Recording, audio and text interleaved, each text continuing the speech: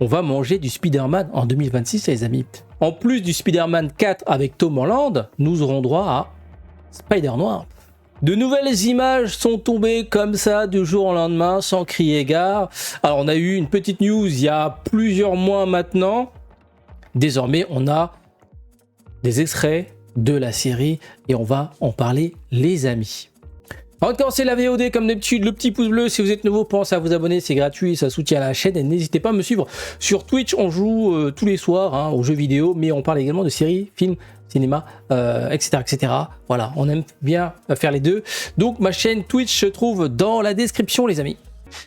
Alors, l'action se déroule dans un New York des années 1930. On suit un détective vieillissant qui a apparemment pas trop de chance dans la vie. L'acteur, enfin le personnage Spider-Noir sera incarné par Nicolas Cage. Surprenant. Alors, surprenant oui et non, parce que ce dernier donnait la voix au Spider-Noir dans la série, dans les films d'animation Spider-Man Into the Spider-Verse. Donc, à travers ces quelques petites images, on a un aperçu de l'ambiance et du visuel global du film. Il y a des vibes de Sin City, pour les gens qui connaissent les films qui ont été réalisés il y a certains temps par Robert Rodriguez. Alors, cette première saison comportera 8 épisodes de 45 minutes et sera diffusée en 2026. On n'a pas de date précise. En tout cas, ce sera Amazon Prime qui va s'occuper de la distribution à l'international. Je crois qu'initialement, la série sera diffusée sur les réseaux MGM+. Je ne sais pas si ça existe en France, MGM+. En tout cas, moi, j'ai pas accès. Donc voilà les amis, donc quelques images, dites-moi ce que vous en pensez. Voilà, comme je disais, des vibes de Sin City avec un Nicolas Cage qui va interpréter donc Spider-Man noir. Alors, c'est vrai que en me renseignant un peu sur ce Spider-Man un peu particulier, on peut s'attendre à une œuvre assez violente, notamment la disparition du père. Enfin, de l'oncle de Peter Parker. Enfin, non, ce n'est pas Peter Parker, mais en fait, si j'ai bien compris, dans le comics, le Spider-Man noir, c'est Peter Parker, mais dans la série développée par Sony, le Spider-Man noir, sera un autre personnage. Maintenant, la question, c'est est-ce que il va avoir la même trajectoire avec la perte de Ben Parker. Est-ce qu'il y aura toujours Tante May? En tout cas, dans le casting qui, pour l'instant, est communiqué, même si c'est au compte-gouttes, mais on voit pas de May Parker, on voit pas de Ben Parker. Donc voilà, donc on pourrait peut-être avoir un Spider-Man noir d'un monde différent. On est encore dans le multivers, voilà. Après, voilà, c'est un peu compliqué parce que tu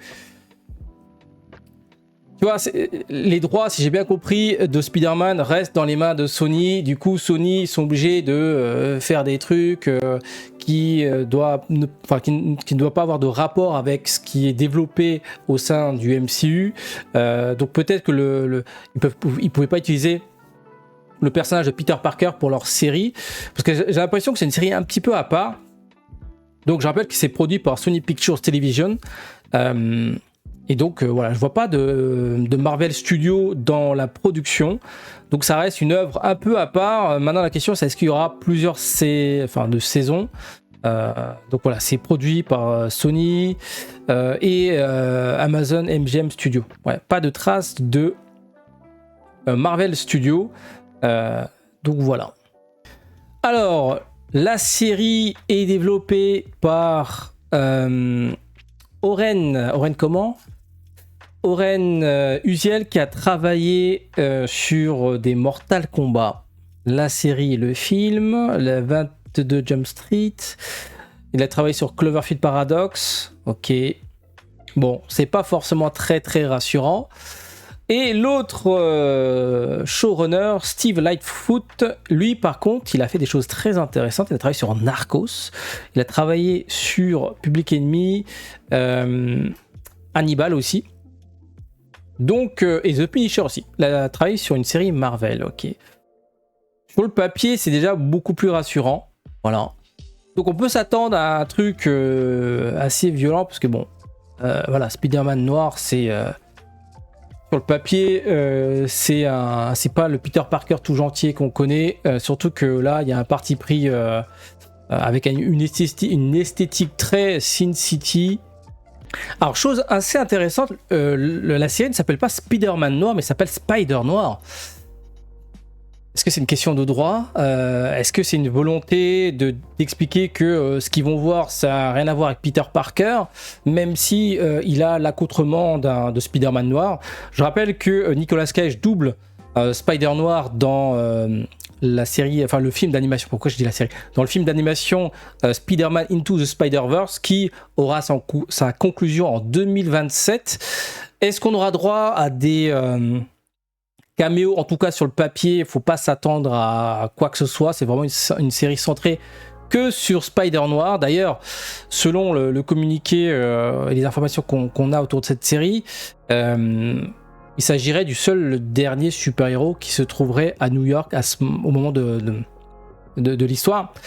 Donc, il ne faut pas s'attendre à du multiverse, d'autres personnages de super-héros, etc. Donc, on va juste suivre Nicolas Cage dans le rôle de ce Spider Noir. Donc voilà les amis, pour l'instant pas d'autres informations. Donc 2026, c'est dans longtemps quand même, hein, mine de rien, en espérant que ce soit dans la même lignée de ce qui a été proposé récemment, c'est-à-dire le Spider-Man qui a été diffusé sur Disney+, la série de très bonne facture, votre fidèle serviteur Spider-Man. Ok, visuellement c'était pas foufou, mais en termes d'écriture c'était vraiment pas mal. Donc voilà les amis, donc Spider-Man 2026, enfin Spider Noir début 2026 et courant de l'année 2026, normalement s'il n'y a pas de report, on devrait avoir donc le Spider-Man 4 avec Tom Holland. Peut-être la possibilité d'une saison 2 de la série Spider-Man, votre fidèle serviteur en 2026. Plus potentiellement la participation de Tom Holland dans le Avengers Doomsday. Donc voilà, il y a moyen que 2026 soit l'année Spider-Man. On va en bouffer en tout cas. En tout cas, personnellement, j'ai très hâte. J'aime bien le visuel, le rendu. Maintenant, il faut juste que le scénario suive. Voilà, dans les showrunners, Steve Uriel qui a travaillé sur Narcos, enfin Steve Lightfoot, me semble être assez prometteur en tant que scénariste, donc hâte de voir ça. Sur ce, je vous dis à très bientôt pour d'autres vidéos. Le petit pouce bleu, le petit abonnement, et n'hésitez pas à me suivre sur mes autres réseaux sociaux, vous avez tous les liens dans la description. Ciao.